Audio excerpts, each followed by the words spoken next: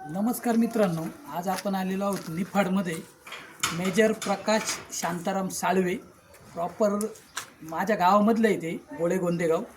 तर आपण तिकडनंच गाडीमध्ये सिस्टम आणलेली आहे, सोलर पाईप आणलेले आहे, प्लस प्लंबिंग मटेरियल आणलेली आहे। तर बघूया मग पुढील प्रोसिजर कशी असते ती।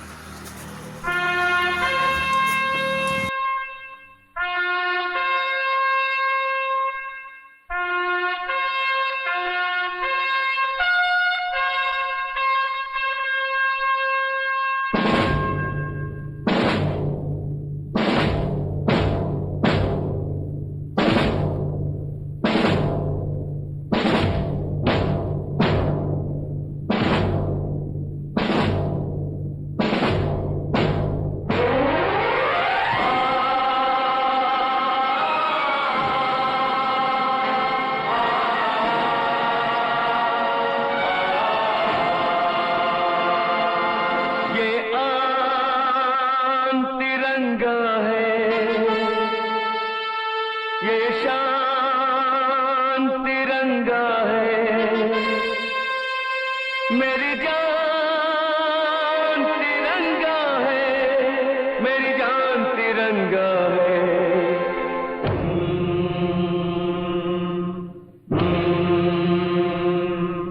ये आन तिरंगा है, ये शान तिरंगा है, मेरी जान तिरंगा है, मेरी जान तिरंगा है, अरमान तिरंगा है, अभिमान तिरंगा है, मेरी जान तिरंगा है, मेरी जान तिरंगा है।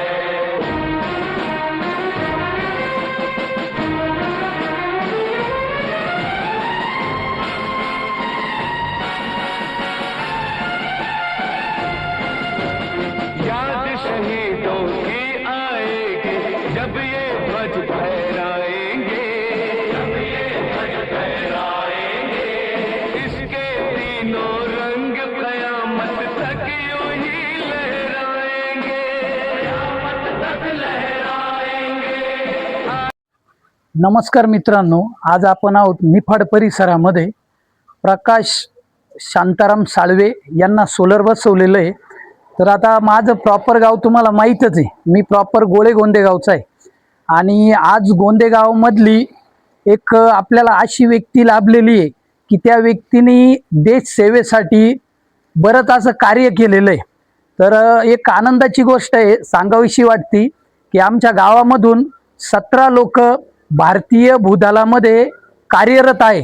त्यातले काही लोक आज रिटायर झालेले, त्याला आपण कोणी मेजर म्हणतं। तर आज आपण गावामधले जे काही आमचे 17 मेजर आहे त्यांच्यापैकी जे काही आहे मेजर प्रकाश शांताराम साळवे हे गावामधून चौथ्यांदा मिलिटरीमध्ये जॉईंट झालेले। 3 नंबरला त्यांचे चुलत भाऊ देखील जॉईंट झालेले। तर अभिमानाची बात आहे की गावामध्ये 17 लोक मिलिटरीमध्ये जॉईंट झालेले।